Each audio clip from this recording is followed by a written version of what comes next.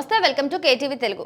Delhi liquor scam లో కేజ్రీవాల్ కు సమన్లు పంపడం సరే, కవితను ఎందుకు దూరం పెట్టారు, కవితను మళ్ళీ ఎందుకు ప్రశ్నించడం లేదు, కవితను అరెస్ట్ చేస్తారన్న ప్రచారం ఎందుకు ఆగిపోయింది, సిసోడియాకు ఆర్థిక ప్రయోజనం కలిగిందని సుప్రీంకోర్టు ప్రకటించిన తర్వాత కూడా కవితపై సిబిఐ ఈడీ నజర్ పెట్టకపోవడానికి ప్రత్యేకమైన కారణం ఏదైనా ఉందా?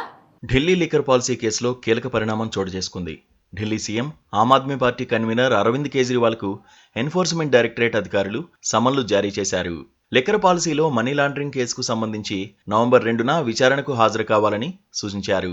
ఇదే కేసులో ఈ ఏడాది ఏప్రిల్లో కేజ్రీవాల్కు సిబిఐ నోటీసులు జారీ చేయగా విచారణకు హాజరైన విషయం తెలిసిందే.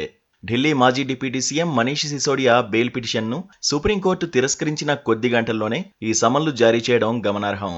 ఈ కేసుకు సంబంధించిన కొన్ని ఆధారాలను ఈడీ తమకు అందించినట్లు కోర్టు వెల్లడించింది. లిక్కర్ స్కామ్లో 338 కోట్ల నగదు బదిలీకి సంబంధించి ఈడీ కొన్ని ఆధారాలను చూపించినట్లు సుప్రీంకోర్టు తెలిపింది.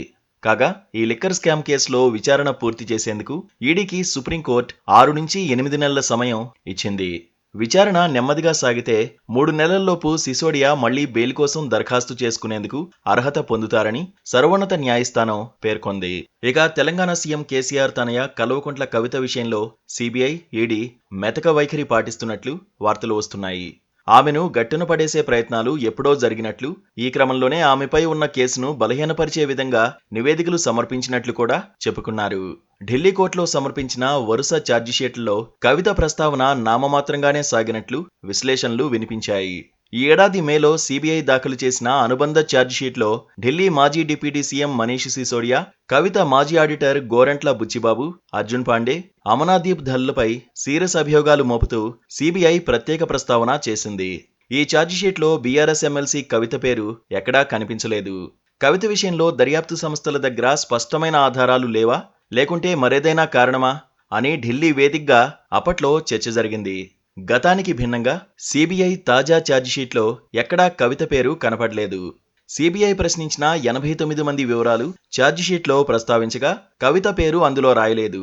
కవితను అన్నిసార్లు ప్రశ్నించిన ఈడీ ఛార్జిషీట్లో కూడా కవిత పేరు నామమాత్రంగానే ప్రస్తావన సాగింది. దాంతో కవిత సేఫ్ అంటూ బీఆర్ఎస్ శ్రేణులు సంబరాలు కూడా చేసుకున్నాయి. కవితను ప్రశ్నించాలనుకున్న ఈడీ ఆ పని చేయలేని స్థితిలో ఉంది. నవంబర్ 20 వరకు సుప్రీంకోర్టు ఆమెకు రక్షణ కల్పించింది. సెప్టెంబర్ 14న ఈడీ ఆమెకు సమన్లు పంపగా వేరువేరు కారణాలతో కవిత సుప్రీంకోర్టు తలుపులు తట్టారు. దాంతో తదుపరి విచారణ తేదీ అయిన నవంబర్ 20 వరకు నోటీసుల విషయంలో ఆమెపై ఒత్తిడి వద్దని దేశ అత్యున్నత న్యాయస్థానం సూచించింది. అయితే నవంబర్ 20న కవిత విచారణపై స్టే వస్తుందని బీఆర్ఎస్ నేతలు ఎదురుచూస్తున్నారు. ఇక ఢిల్లీ లిక్కర్ స్కామ్లో ఆయాచిత లబ్ధికి సంబంధించి కవితను ఫిక్స్ చేసే అంశాలు సిఐడి, ఈడీ సిద్ధం చేయడం లేదన్న వాదనలు వినిపిస్తున్నాయి. కవిత పట్ల సానుకూల వైఖరి కనిపిస్తోందని చర్చ జరిగి చాలా రోజులైంది. కవితలో కూడా మునుపటి టెన్షన్ కనిపించడం లేదు. తనపై కేసు వీగిపోతుందన్న విశ్వాసంతో ఆమె రాజకీయాల్లో చురుగ్గా పనిచేస్తున్నారు. కవిత జైలుకు వెళ్లడం ఖాయమని బీజేపీ నేతలే ఒకప్పుడు సవాల్ చేశారు. 100 కోట్ల ముడుపుల్లో ఆమె ప్రత్యక్ష ప్రమేయం ఉన్నట్లు ఆరోపించారు. అలాంటి బీజేపీ ఇప్పుడు మౌనం వహించడానికి పెద్ద కారణమే ఉంటుందని ప్రత్యేకంగా చెప్పాల్సిన పనిలేదు.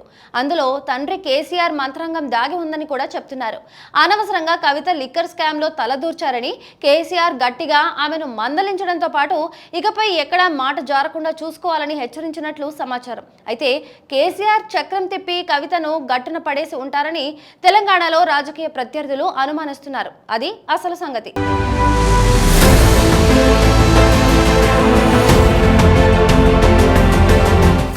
Please subscribe to KTV Telugu. KTV Telugu. KTV Telugu channel.